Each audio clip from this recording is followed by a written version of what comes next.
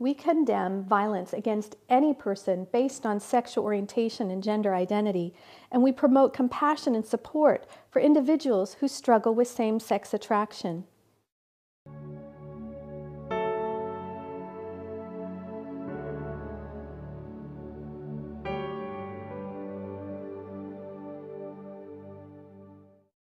This documentary was created out of great love and concern for those who struggle with same-sex attraction. You're about to hear personal stories, testimonies of experts, and summaries of the research on homosexuality. During those experiences, it was quite, I would say, I thought I was happy because it was all that satisfaction, those needs being met right in an instant in a very powerful way. The next day I would be empty and depressed. I started getting involved with other men sexually on a sexual basis. It involved going online and basically hooking up with people I didn't know, random sexual acts. I first got involved in my early 20s by cruising parks and bars. I felt lost and without direction and without meaning. At around 19 or maybe 20, I had started having my first homosexual experiences. Many homosexuals did not choose to have the homosexual feelings they have felt, sometimes beginning at a very young age. So what causes these feelings of attraction for a person of the same sex? Since this documentary will focus on issues surrounding male homosexuality, let's hear from experts and homosexual men themselves about some of the possible contributing factors. Dr. Joseph Nicolosi, an internationally renowned clinical psychologist and author of numerous books and publications on helping individuals overcome unwanted same-sex attraction, explains. There's no conclusive evidence that it's biologically or genetically predetermined. In fact, there's much more evidence for early childhood factors, especially the relationship with the parents, as determining the sexual orientation. Dr. Dean Bird, psychotherapist and professor and author of over 100 publications on human sexuality, including books and articles in peer-reviewed scientific journals, explains. Let me tell you what the American Psychological Association says. For a long time, they led its members to believe that homosexuality was biologically determined. In 2008, they changed that position. They now say that it's some combination of nature and nurture, and that it's more complex than they have historically led us to believe. To help us better understand same-sex attraction, Floyd Godfrey, a professional counselor and the author of a new book, A Young Man's Journey, Healing for Young Men with Unwanted Homosexual Feelings, will share what he has learned working with over 900 individuals with unwanted same-sex attraction. To begin with, Floyd gives us this simple definition. I think when you look at the research, the easiest way to understand homosexual feelings would be by the definition that it's the sexualization of emotional needs and wounds. There are a variety of different contributing factors toward the development of a homosexual orientation. Not everyone may have every single one of those contributing factors. They may have some and not others. When people say that people are born gay, I think it's a cop-out. I wasn't born gay. I was sexually abused. I was brought into this. That's my story. One of the most common contributing factors for them would be a wounded sense of gender identity or wounded masculinity. And they've struggled with their sense of self-esteem. Growing up through adolescence, I always felt rejected from all the male peers around me. I was always the outcast. Same-sex attraction appears or comes to the surface when I feel inferior, when I don't feel manly enough, when I don't feel masculine enough. Acting out on same-sex attraction is nothing more than chasing this kind of male identity. A lot of what I was thinking about was, wow, he has a really nice body. I really like that body. I wish I could have that. Envy and jealousy going on there, thinking about it far too much. Then around 11, 12 years old, because he has this alienation and this longing for male connection, that emotional desire becomes eroticized. So now we go from attachment problem to gender problem to sexual problem. Now it's becoming a sexual problem. If there's bullying that's gone on, a boy will detach. He doesn't feel safe with other boys. He doesn't feel safe with other men. He detaches when he ought to be attaching, connecting with other boys and men. I think one of the most important things was my overly critical older brother. He was 3 years older than me, and he just criticized everything I did, how I walked, how I talked, everything. So I was so self-conscious that I had very low self-esteem because of that. He has always been an oppressing kind of brother. He was always bigger than me, and he was always stronger than me, and he was always teasing me at home. I remember being teased that I wasn't running as fast or kicking as well as the other boys that were my same age. It hurt. So I started to not play those sports as much. Looking back, I realized all boys do that, and that's kind of one of their ways of bonding, is bantering a little bit. And I see it now in the ways that mostly brothers interact. The boys often feel disconnected from their father. Could be because dad was absent, he just wasn't around, he was forced to work. It could be personality differences. Dad has different interests than the son. It could be that father was abusive. It doesn't necessarily matter why. If the son is left hungry for the bonding and connection he's not getting, that feeling just doesn't disappear. It continues. To parents who have children with same-sex attraction, this does not mean that you are the cause of your child's same-sex attraction.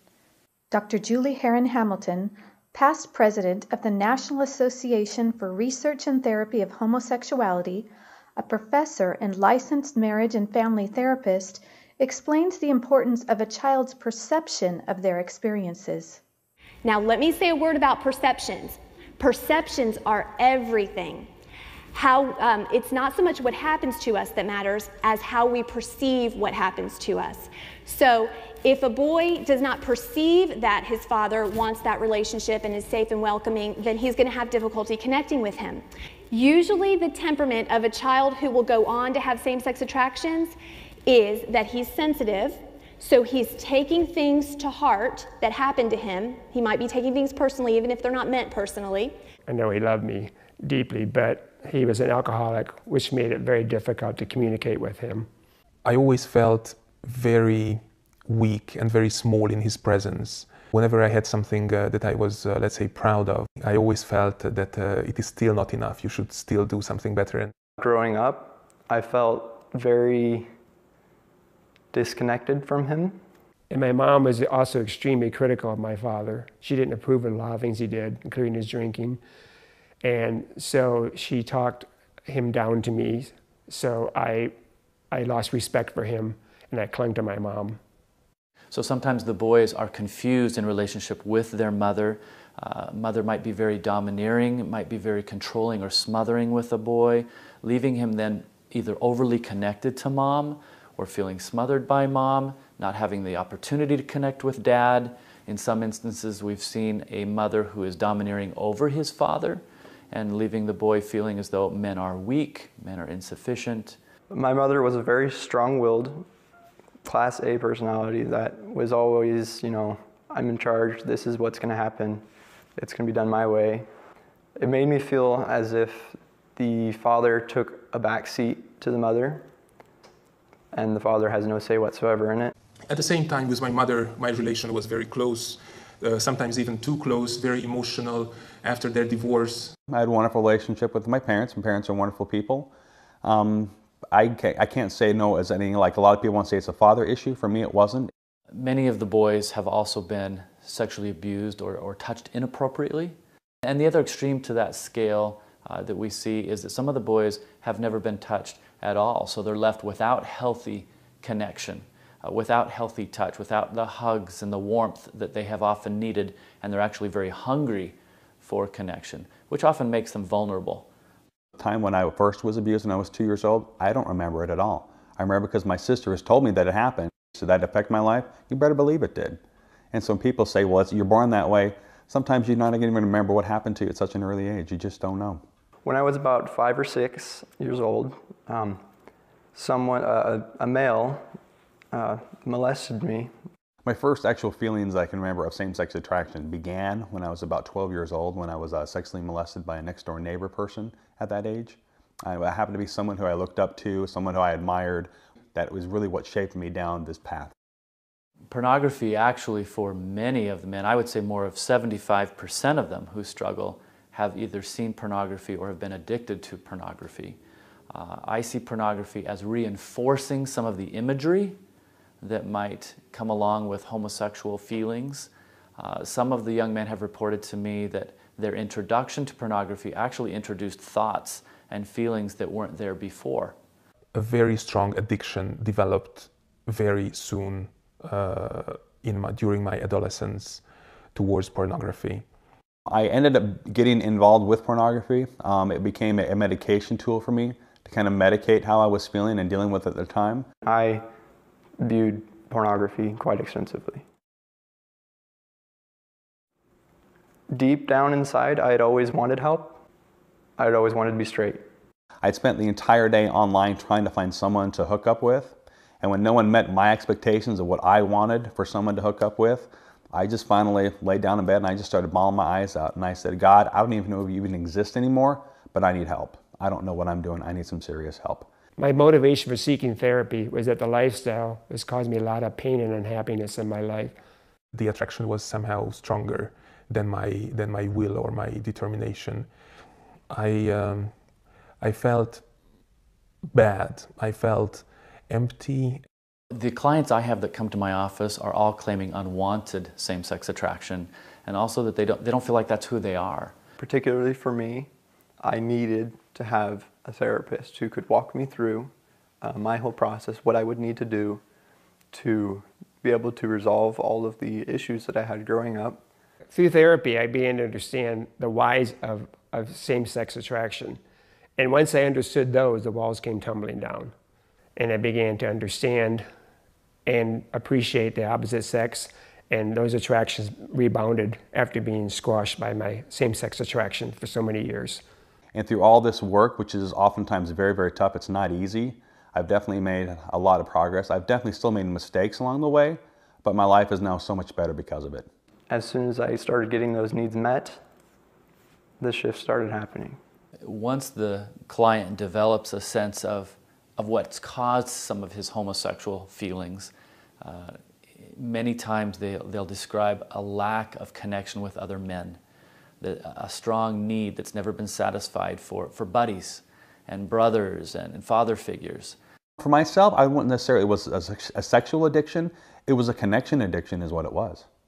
So we take some time to help the client identify those activities he may have been left out from or felt left out, so he can actually now in his life get those needs met by engaging some of those activities. So for some men, that might look like going to the gym and doing things with the other boys when he had missed that experience. For some men, that might look like going camping, or for other men, going on hiking trips, or learning how to hunt, or to do other mechanical activities that he may have wanted to do and just never felt like he knew how.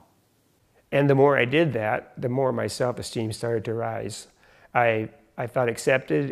I would say for most men it's an ongoing process of healing, but they can often pick out short defining points that are incredibly encouraging to them. So points in time where they notice that the attractions have diminished or extinguished in their interaction with another man or a boy, where they might have felt attractions sexually very strong, suddenly become more of a friendship feeling. We were all standing there talking, all the guys, and I just looked up at him and just suddenly realized that that attraction was gone. And it was completely different now. And that I just admired him for the person that he was. And all the other feelings went away. I demystified them and thus desexualized them. And then I began to notice my sexual attraction to them was lessening. And because of this non-sexual bonding with men and my acceptance by them, my self-esteem began to rise, and I felt more secure in myself and my own masculinity. The big key of my turning point was feeling accepted by him and by those around me, and being in that environment where I was accepted as a guy and as a male, not as a homosexual. For me, there really wasn't any kind of define or aha moment. It's just everything slowly kept progressing. Small experiences here and there kept happening for me. A study of identical twins provides conclusive evidence that homosexuality is not solely determined by genetics. In one of the largest studies to date, researchers looked at the identical twins in an Australian database of 33,000 pairs of twins. Since identical twins have identical genes, if homosexuality was caused solely by genetics, then when one identical twin is homosexual, the other twin would be expected to also be homosexual 100% of the time. Instead, what they found was where one identical twin was homosexual, the other identical twin was also homosexual only 11% of the time. Dr. Jeffrey Satinover, a medical doctor with a master's degree in clinical psychology from Harvard and a master's in the science of physics from Yale, explains why he now believes sexual orientation can change and why he has written extensively about reorientation therapy. I had certain, you might say, conventional opinions that are now the standard opinions in the mental health professions about the nature of homosexuality and whether it was changeable or not, and so on and so forth. And I had an eye-opening experience getting to know so many people for whom that was not true. I learned about these group of individuals who were undergoing a change in their sexual identity. And then once I studied the science and saw that the whole picture was just not what the conventional public picture is, I really felt very, very highly motivated to write about it. Dr. Stanton L. Jones is a clinical psychologist, researcher, and college professor who co-authored, along with Mark Yarhouse, one of the most significant scientific studies showing that some people with unwanted same-sex attraction can and do change. It is widely believed that sexual orientation is utterly unchangeable.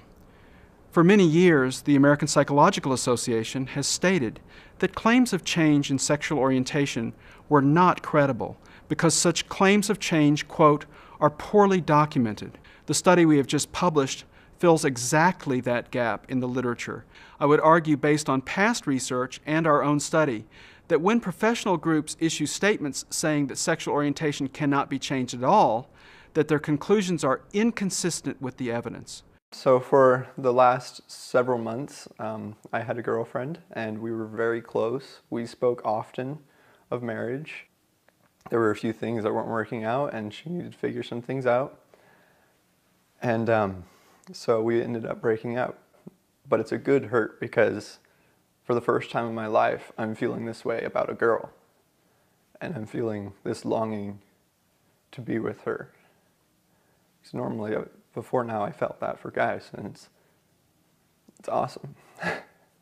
When I started to feel these sexual attractions toward women, it just felt great. I felt like this is the way it was supposed to be. I don't feel the urge of acting out on my same-sex attraction. Am I interested in having a relationship with women? Yes. Am I definitely, attracted to women in a sexual way? Yes. Dr. Nicholas Cummings is a psychologist who served as the president of the American Psychological Association. He is the co-author of the book, Destructive Trends in Mental Health, The Well-Intentioned Path to Harm. This book describes how the APA has been ignoring the science showing that sexual orientation can change. As chief of mental health for Kaiser Permanente during the gay revolution in San Francisco, my several hundred therapists saw tens of thousands of gay and lesbian patients. We saw not one, not two, not three, but hundreds who changed and achieved very happy heterosexual lives. Now, I believe in civil rights. I was very active in helping gays be accepted in the APA. To this day, I am not opposed to gay marriage, but nonetheless, my position is that the person is the one who decides what they want to do with their orientation. And if somebody decides to be gay, I respect that. If somebody wants to marry a same sex, I respect that. But I also respect the right to disagree. What is clear is that some people can and do change, and that the research shows that the risk for harm is not any different from any other intervention. The following quote from the medical textbook, Essential Psychopathology and Its Treatment, states, "Empirical evidence demonstrates that homosexual orientation can indeed be therapeutically changed in motivated clients, and that reorientation therapy does not produce emotional harm." There's a great deal of literature showing that individuals who are motivated can change even without therapy. Some people have spontaneously changed their sexual orientation. In fact, even gay activists will tell you that sexuality is fluid and fluctuates within the course of a person's lifetime. More people changed a little than changed a lot, but some people changed a lot. Many people didn't change, including ones who wanted to. Of course, there are also a great many people who I've seen in my practice over the years who would consider themselves to be gay or lesbian who had no interest in changing. And it certainly wasn't my job to convince them that they ought to want to change. To say that you can't change your sexual orientation, again, that's just it comes from so many people who have tried so hard and it didn't ever work. And when someone comes along and says it does, they get so incredibly offended by someone else being successful and they weren't. I can understand that. That makes sense when people are going to be upset about it. But the reality is many people have. Doctors and social scientists who point out the well-documented physical and emotional impacts of the homosexual lifestyle are often labeled as hateful or homophobic, when in reality quite the opposite may be true. A wise man once said, "An enemy flattereth, but a friend speaketh the truth." Bringing to light the negative impacts for men who have sex with men can actually be a compassionate position based on a desire to help people avoid a lifestyle that is generally fraught with heartache and disease, and in some cases even death. The Gay and Lesbian Medical Association recognizes the serious dangers for men who have sex with men in their publication, 10 Things Gay Men Should Discuss with Their Health Provider. They warn that men who have sex with men are at an increased risk for HIV infection. Gay men use substances at a higher rate than the general population. Depression and anxiety appear to affect gay men at a higher rate. Men who have sex with men are at an increased risk of sexually transmitted infection with the viruses that cause the serious condition of the liver known as hepatitis. These infections can be potentially fatal. Sexually transmitted diseases occur in sexually active gay men at a high rate.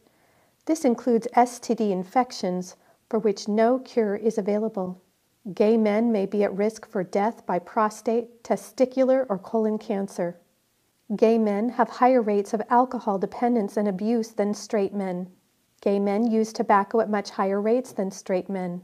Problems with body image are more common with gay men than their straight counterparts. Gay men are much more likely to experience eating disorders.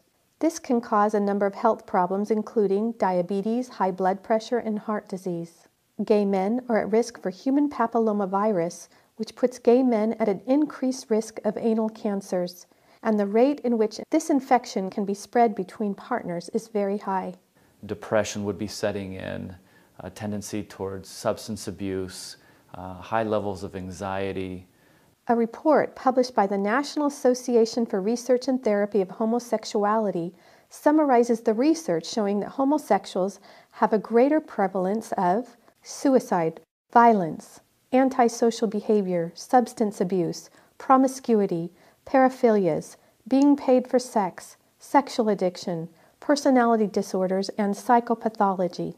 In addition, researchers at Harvard University, after conducting one of the most exhaustive surveys ever done on the scientific literature related to the health effects of homosexuality, concluded, quote, homosexual orientation is associated with a general elevation of risk for anxiety, mood, and substance use disorders, and for suicidal thoughts and plans.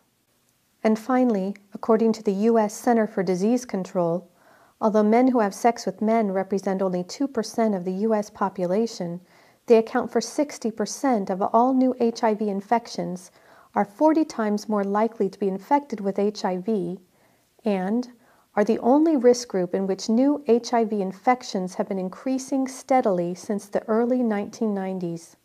A number of studies show that homosexually identified individuals, gay identified individuals, have a greater inclination to become abusers of alcohol or drug abuse. There are many more what we call pathologies associated with the homosexual condition. Again, pathology is defined as self-defeating, self-destructive, maladaptive behaviors. Some people believe that the reason homosexuals have so many negative mental and physical health outcomes is because society does not accept them. They claim that if society would just accept homosexuality as healthy and normal, then many of these negative outcomes would go away. However, in countries like the Netherlands, where homosexuality has been accepted for a long time, there has been no major reduction in negative health outcomes for homosexuals. A panel convened at the United Nations in January of 2013 called Therapy for Homosexuals a violation of human rights, and a law passed in California seeks to ban change therapy for same-sex attracted minors. Bills intended to ban change therapy for homosexuals have been introduced in U.S. state legislatures in Pennsylvania and New Jersey, and a regional office of the World Health Organization issued a false statement claiming that conversion therapies violate human rights protected by international agreements. These are political organizations, and many of their decisions are based not just upon science, but also dependent upon special interest groups, political factors, economic forces, public relations. The entire field has become so politicized, and there's really now only one correct point of view that you're allowed to have without paying a high professional or academic price. So where did this widespread orchestrated effort to ban change therapy come from? I think many activists within the gay community feel very threatened, and they're often very emotional and upset and very angry when we talk about change and we talk to those who have experienced a shift or a change in orientation, because that possibility takes away from them the very identity or the label that they've taken on as a gay identified person. Reparative therapy is so threatening to the gay agenda because when an individual stands up and says, I have changed, that's a fundamental threat to one of the basic principles of the gay agenda, which is to have people believe that people are simply born that way. Some people can and do change. Now, that doesn't mean that people should be forced to change. It just means that they have a right of that option. They have the right to a therapist who says, you can change. I will do the best I can to help you. I don't know if you will change. I don't know if I will be effective, but you have a perfect right to seek it, and you have the right to choose a therapist who's not going to tell you you need to stay that way, you're born that way. There are people that I understand are trying to ban reparative therapy, saying that this type of therapy may bring depression and other side effects. And I believe that even now, whenever I am sad or depressed or in not such a happy place, like after this breakup with my girlfriend, even then when I wasn't very happy, still doesn't even compare to how depressed I was all the time before. And without that help, I would still be in that dark place that I was. And now I feel so much joy in my life. I feel part of the community of men, and I no longer have these same-sex attractions. And my only concern now is that others will be denied the choice I had to seek this therapy. People come up to my parents or even to my brother and people that I haven't seen in a while who had no idea what I'd been through. and they just said, Caleb looks different. What's different about him? There's something, you know, he's lighter on his feet. He looks happier. What's going on? And whenever I hear things like that, to me it's just a huge, huge statement of just how much I've changed. As human beings, we do have a free will, and nobody can infringe this free will of ours. So at the end of the day, it is going to be our own decision what kind of identity we embrace or what kind of lifestyle we decide to lead. But I find it imperative, absolutely imperative, to share the very fact that there is an alternative and that there is a way out for those who so wish. For people that have been struggling in their life with same-sex attraction, for those people who want help, banning that therapy, banning that help would be an abuse of human rights.